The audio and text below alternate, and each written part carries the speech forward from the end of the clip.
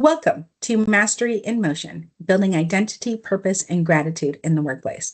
My name is Marjorie Rosen. I am the Chief Learning Officer at Educational Resolutions, also known as EdRes. With me here today, we have Hannah Rosen. Hannah? Hello, my name is Hannah Rosen, and I am the Learning Director at EdRes.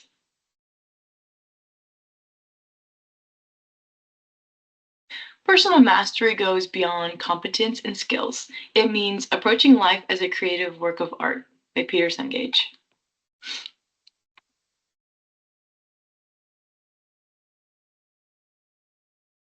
All right, looking at today's agenda, today we will be discussing understanding personal mastery. We'll be talking about personal mastery with professional and social identity and diving deeper into understanding the difference between personal, professional, and social identity. We will look at the roles of emotional intelligence in personal mastery. We will look at physiology of gratitude, gratitude in research, gratitude in teams, personal mastering teams, and we will end with a call to action and a Q&A. Next slide. I want you to imagine a workplace where every individual is driven not by obligation, but by vision and purpose. This is today's theme. This really can be achieved. To do this, you must first understand what personal mastery is. Peter Senge defines personal mastery as a lifelong approach of continually clarifying and deepening one's personal vision, focusing energy and developing patience so that an individual is always learning and growing. This means you know what you want to create in life and work, you understand what fuels and motivates you to grow, and you realize that learning is not a fixed destination. These actions help to align your values and long-term goals. So now, let's break down what each of these elements are. First, personal vision, having a clear sense of what one truly wants to create in life and work. What does your ideal life look like? Is it being a top executive with a rich nightlife? Or maybe a slower paced life that includes beach and coconuts? Personally, I want my life to have more mountains and streams. I like the smell of campfires at night, but I also want the ability to jump into a pool whenever it gets hot. So, what about you? Have you thought about what you want your work vision to be like? Often we spend time only thinking about the times outside of work, but in reality, we spend over 90,000 hours at work in a lifetime. Perhaps we need to spend some time envisioning what our work environment should look like. Let's talk about creative tension. This is the gap between current reality and current vision, which fuels motivation and growth. Do you know what fuels and motivates you? What happens when you get stuck and are frustrated and can't get through a problem at home or at work? Do you use intrinsic motivation? That burning inner desire to do something just because? Or maybe it's extrinsic motivation, the reward you will get if you complete the task. Or perhaps it's your values that push and guide you to overcome trials and tribulations.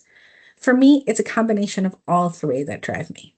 My intrinsic motivator or drive is perseverance. No matter the terrain, I will make it. For example, it took me over 10 years to get my bachelor's degree, but I didn't stop. I could only take 1 or 2 classes at a time, but that meant I had to keep moving forward. My extrinsic motivator is my side rewards that I have with my husband. After my doctorate is completed, I have been promised a trip to Japan or Korea. I don't know which one I'm going to do, but that has been very motivating and exciting. Finally, my core value that pushes me every day is purpose. Everything I do must have purpose. I know life is too precious to do things just because, and I want everything to have meaning. Let's talk about commitment to truth. This is a willingness to see reality accurately without distortion or denial. This is where emotional intelligence comes in. We will talk more about this a little bit later on. Continuous learning. This is viewing life as an ongoing learning journey, not a fixed destination. People have achieved a goal. People that have achieved a goal know that success is not linear, but rather an artwork of highways that have many stepping off and rest areas along the way. University of Phoenix discusses lifelong learning as being on a continuum where your daily mindset and personal development shape your learning path. Think of your own journey. What was that like? Did you imagine the current version of yourself 5 to 10 years ago? I know personally, my life has taken so many twists and turns along the way that I am a completely different person than what I thought I would be graduating with my first degree. Alignment of purpose and action. This is ensuring daily actions reflect deeper values and long term goals. To create this alignment, you must own your own identity. How this identity is shaped and what external factors influence your values and goals. This is a combination of both personal and social identity theory. So let's define the lens in which we look at personal mastery. Personal mastery with professional and social identity. If we can believe that personal mastery is the bridge between who we are today and who we have the potential to become, then we can discover the scaffolding of theories that support personal mastery. Suffice it to say that we are complex. In this session, we will understand how personal and social identity shape our values and goals, and how emotional intelligence is the tool needed for regulation and advancement. The professional identity theory. Who we see ourselves shapes how we act within the profession. This is an internal construct of self-reflections and feedback from others. I want to anchor us in recent scholarship. Smith, Jones, and Patel 2025, in a longitudinal study on health promotion of students, discovered something surprising. Professional identity often weakens as students progress in their academic journey. They applied social psychology theories such as cognitive, social, and motivational to explain the why. Students began with a strong sense of self as future professionals, but over time, stress, unclear pathways, and reduced motivation led to a decline in identity strength. This is critical because identity stability is directly linked to engagement, resilience, and long-term career satisfaction. Those who instruct know this all too well, and we see this evidence by levels of attrition over time in programs. So, what does this mean for us as leaders? The academic setting mirrors what happens in organizations. New employees often enter with enthusiasm and clarity of purpose, much like students at the beginning of their program. But over time, without reinforcement, that clarity can fade. Professional identity, if left unattended, erodes. Us as leaders have a responsibility to create environments that keep identity strong by reinforcing values, recognizing contributions, and cultivating belonging. Now let's look at the social identity theory lens.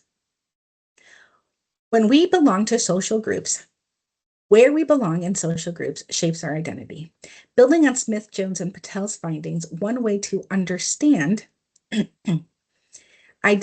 why personal identity declines, professional identity declines, is through the lens of social identity theory. Tyfel and Turner remind us that our sense of self is shaped not only by who we think we are, but also by the groups we belong to. In the case study, students didn't just struggle individually. They were also had to navigate changes with peer norms, shifting mentorship, and different group expectations. In other words, identity strength is socially constructed as much as it is individually developed. Social identity theory suggests that when group membership affirms our values, our identity becomes stronger and more resilient.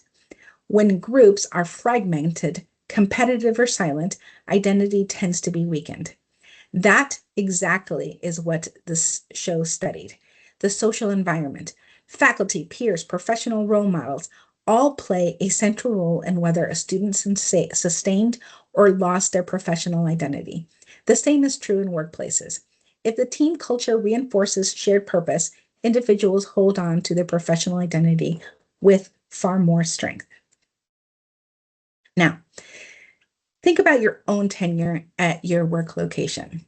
Do the same motivating factors that brought you to this job still resonate? Has life events changed your priorities over time?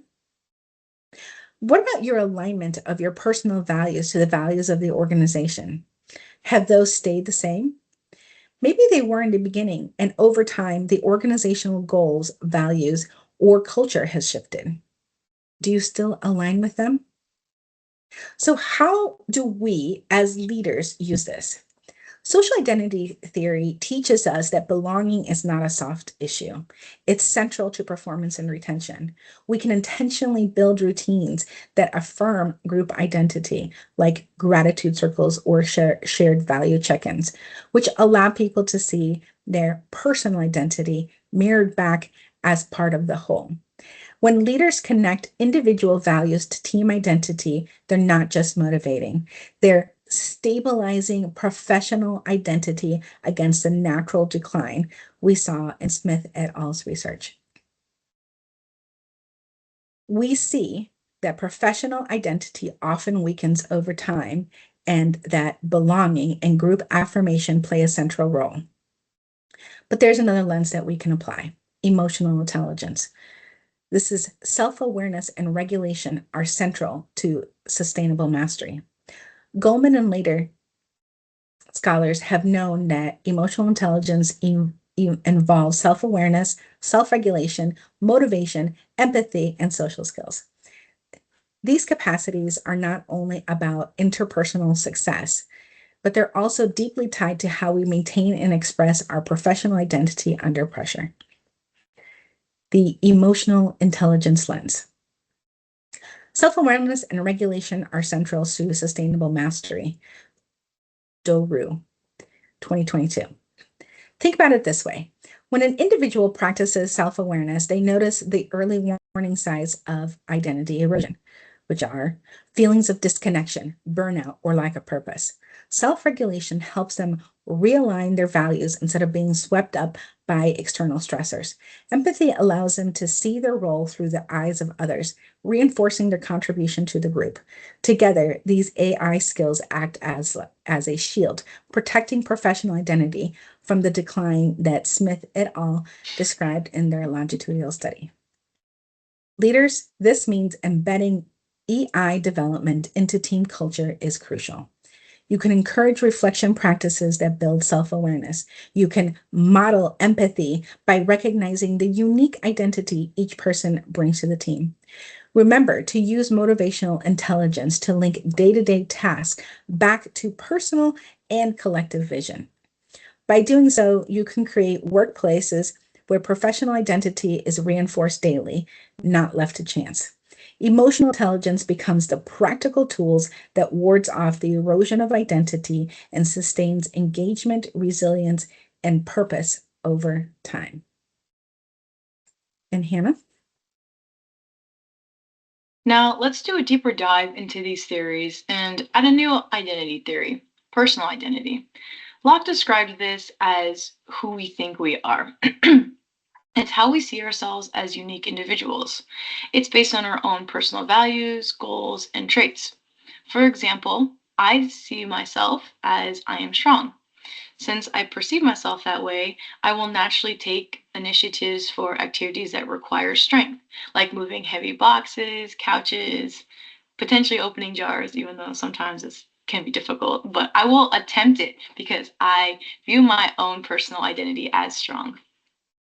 Another example is I am a high achiever. Someone who identifies as a high achiever builds their sense of self-worth and identity around setting ambitious goals and working really hard to achieve them. Success and progress become central to how a high achiever defines who they are. Now, this personal identity can be different than professional identity. Professional identity is who you are at the workplace. It doesn't necessarily always mean it is the same thing as your own personal identity.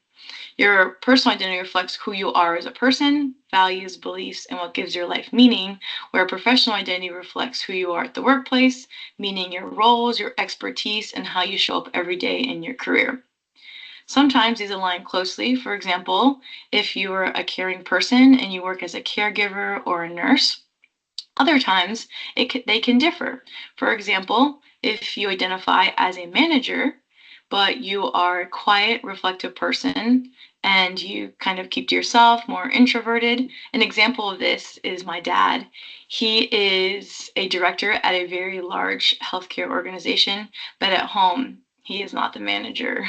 He takes on, a more introverted personal identity, but at work, he has to become more extroverted. However, though, these can also align. You can align with your personal and professional identity. For example, I like to look at my mom. She identifies herself as a problem solver, and she will naturally take initiative to fix challenges and improve systems, not only at home, but also in the workplace. Having distinct identities isn't a conflict, it's all about balance. The goal is to stay authentic while adapting to your professional environment. Who you are at work will also shape your social identity. Social identity is how people see themselves through the roles they hold, and how living up to these roles shape their behavior and motivation. It's how we see ourselves through group memberships, and it's based on roles, affiliations, and communities. For example, I view myself as a power lifter and part of a community that values strength, discipline, and pushing physical limits. That identity shapes how I train, how I eat each and every single day, and even how I connect with others at the gym. Being a powerlifter becomes more than just a hobby. It's actually a group identity that influences my behaviors, my mindsets, and my sense of belonging. Another example is that I am a U of A graduate. This contributes to social identity as everyone who is a U of A graduate we all see ourselves as a wildcat. And even employers that went to U of A often resonate and connect with employees as they see themselves as the same social group as U of A graduates or wildcats. To dive deeper into your own personal identities, I want everyone to take a moment to reflect to yourself the following reflection prompt. What roles do I most identify with at work? Am I a mentor, a problem solver, a leader? And how do these roles influence the way I act, make decisions, and interact with others? And when do I feel the most aligned with my work identity? And when do I feel the most disconnected?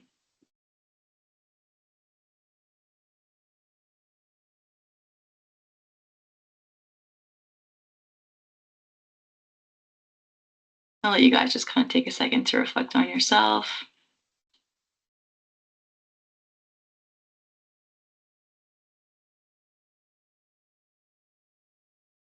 We should be good.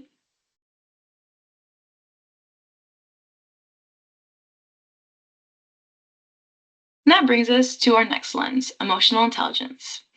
The emotional intelligence lens is the understanding of one's own emotion and those of others. There are four core skills. There is self awareness, which is recognizing your own emotions and their impact. Self management, which is controlling impulses and adapting to situations. There is social awareness, which is understanding others' emotions, essentially empathy. And relationship management, which is building healthy and effective connections. According to PubMed meta-analysis in 2022, emotional intelligence showed that it actually can enhance job satisfaction and reduce stress. The meta-analysis found that EI is positively linked to satisfaction and commitment and negatively linked to burnout and stress.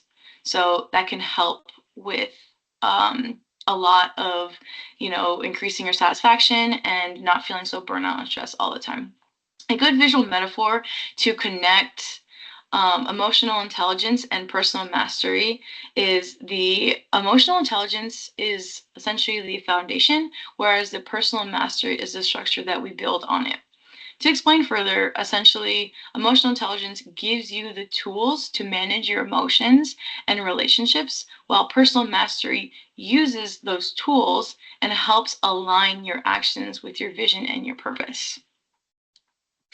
Next slide. Okay. When you experience gratitude, what happens in the body physiologically? There's a lot of things. So The first most important thing is that there are different types of feedback loops that occur. We have a positive and we have a negative feedback loop in the body. A negative feedback loop keeps the body stable by reversing a change. Essentially, for example, if we get hot and your body temperature rises, the brain triggers and you sweat to keep it cool.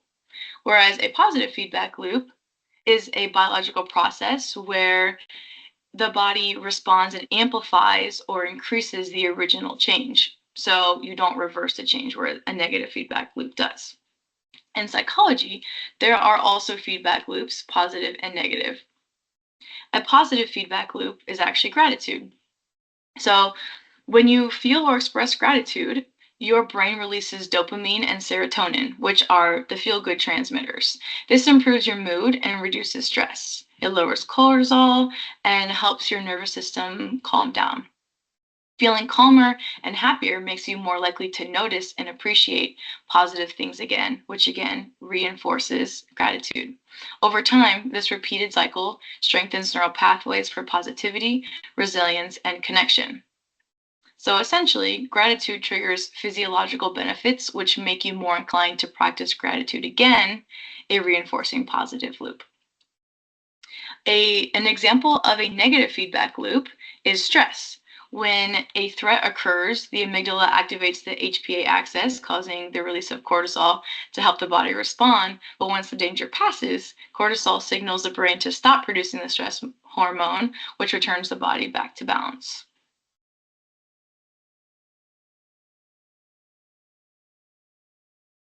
Looking at the right side of the chart, according to Fox et al., Mills et al., and Kyung et al., they describe the physiology of gratitude within the brain, body, and the nervous system. When you experience gratitude, what occurs in the brain is, like I was saying earlier, it increases the neurotransmitters of dopamine and serotonin.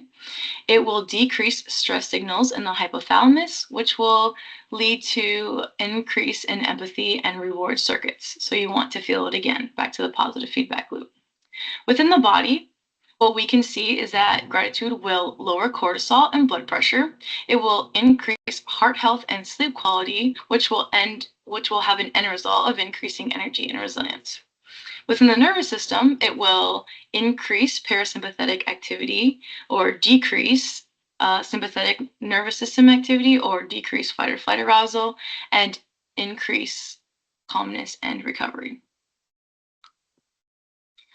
As you can see, there are a lot of physiological benefits of gratitude. I want to take a moment to reflect and recall a time in your workplace when your boss recognized your value. How did your body and your mood respond in that moment? Just take a moment, reflect to yourself.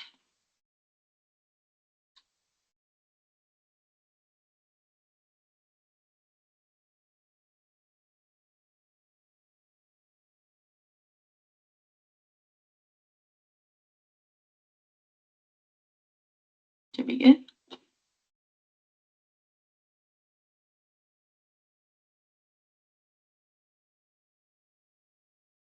Thanks, Hannah, for that. I love the science behind it. So let me anchor gratitude, not just in values, but even more science. A meta-analysis covering 64 randomized trials found that gratitude interventions significantly boost positive emotions, reduce anxiety and depression, and improve psychological well-being. Denise 2023.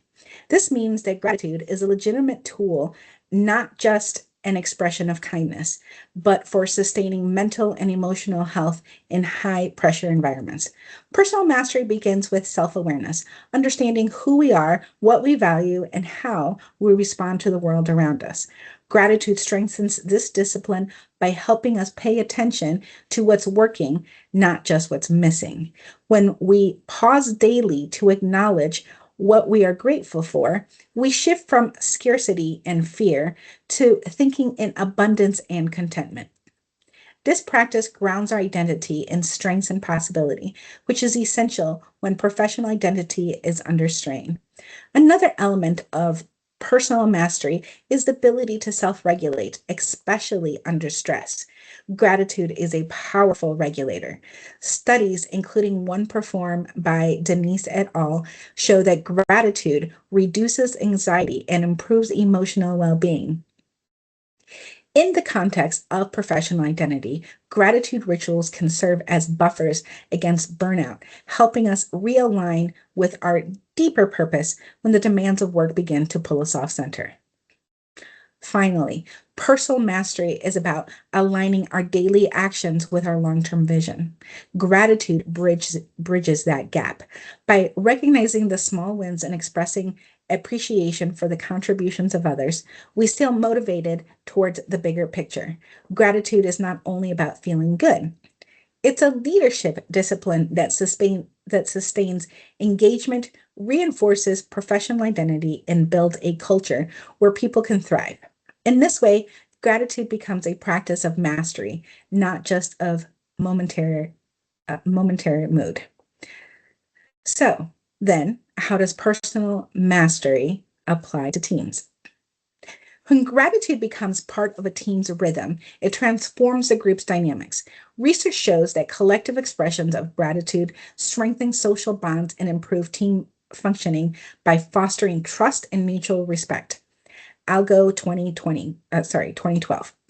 Teams that intentionally recognize contributions, whether through daily huddles, Thank You Thursday, or end of week appreciations, develop what is known as relational energy.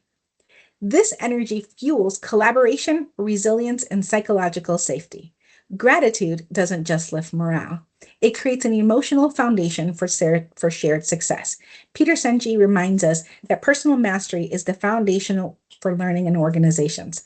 But mastery in itself can't stay individual. It has to scale. When teams practice shared reflections, set collective intentions, and align their work with shared purposes, they cultivate what Senge calls collective mastery. One way to do this is by starting meetings with brief vision check-ins, asking, how does today work align with our larger purpose? Or what value are we bringing to life this week? These micro practices link personal growth to team performance and reinforce both identity and direction. When we merge gratitude and personal mastery at the team level, we actually create cultures of reflective resilience. Teams that pause to recognize both progress and people are more adaptive under stress and less prone to burnout. Think of a time when you felt burnt out at work. What helped? Was it time off? Change in the workload, getting recognition for your hard work? Something had to help. The meta-analysis of gratitude interventions we discussed earlier in the Denise et al. Study shows measurable reductions in anxiety and emotional exhaustion. These effects translate directly into workplace engagement. As leaders, you can embed these rituals into team systems, gratitude reflections during retrospectives, mastery journals shared in peer mentoring, or appreciation rounds at project closeouts. These are not just small acts. They are structural investments in a team's collective identity and psychological well-being. Now, let's look at a case study allowing personal mastery and gratitude guide an undesirable project. Sometimes we get tasks that we know that our group is going to be resistant to. So when that happens, I think about how we're going to start our meeting. We begin our meeting around sharing our purpose for choosing to be part of that department. Like, why did we choose to be in the roles that we're at? It's also important that we thank each other for the contributions and for the past projects that we've worked on and how we've been able to complete them. We also discuss that the new project that we may be getting may have gotten some groans. But by doing this, we are, as a group, learning to appreciate each other more. We start to take accountability for what was our chosen responsibility, our jobs. That is our chosen responsibility. We choose every day to work, and that has accountability and responsibility with it. Over time, we tackle projects as a group. We identify and allow each member's strengths to shine, and we pair it with someone else's weakness so that they can learn and adapt, so they can build their own self-efficacy. This has actually worked really well, and we've actually seen an increase in efficiency and deliverables of our department.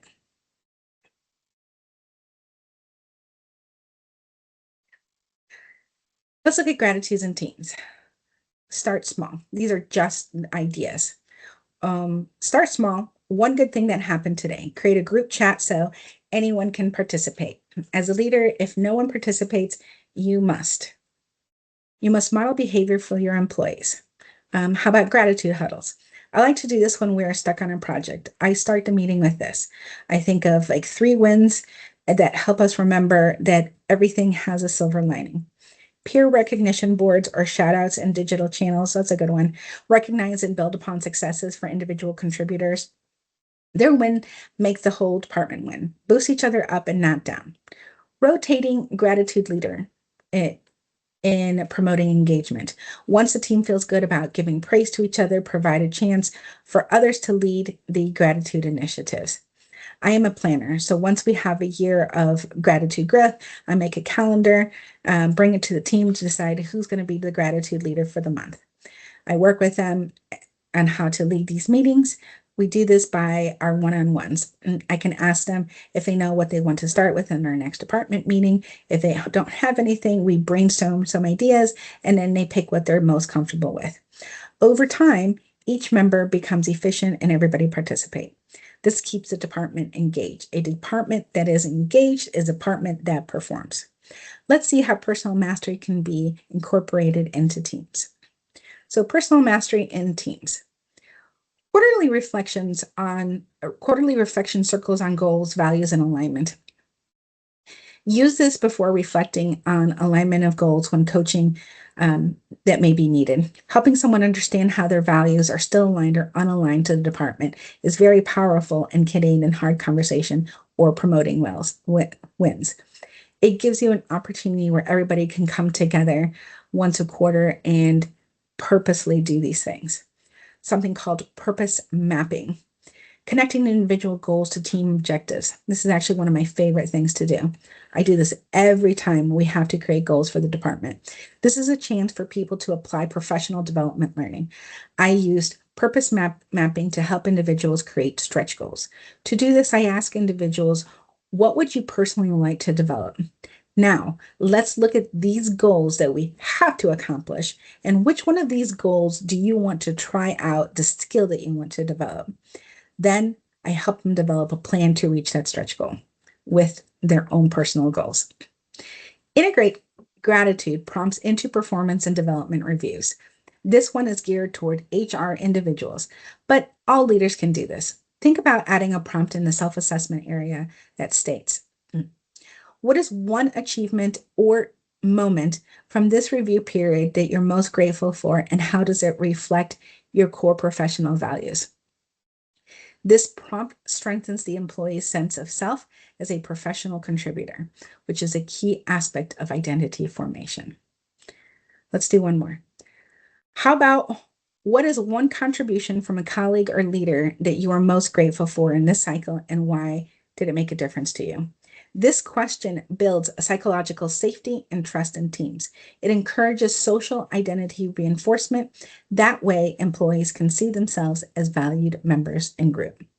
Turning it over to you, Hannah. It's very easy to forget to express your gratitude towards someone, even though you still feel grateful for them. Remember to voice your gratitude towards others, because as Gertrude Stein says, silent gratitude isn't much use to anyone. Next slide. We're going to end with a call to action. What is one takeaway you leave with today after attending the session? And post that in the chat.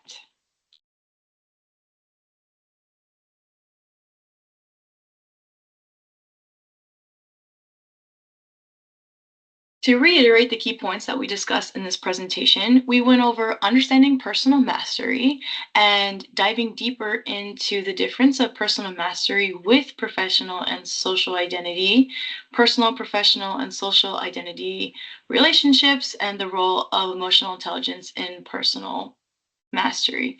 We dove into the physiology of gratitude. We looked at the gratitude of research, the gratitude in teams, personal mastery in teams, and we ended with a call to action.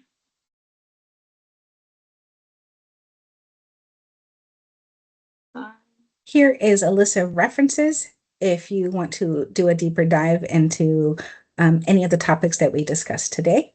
We want to thank you for attending, and please complete the survey in chat.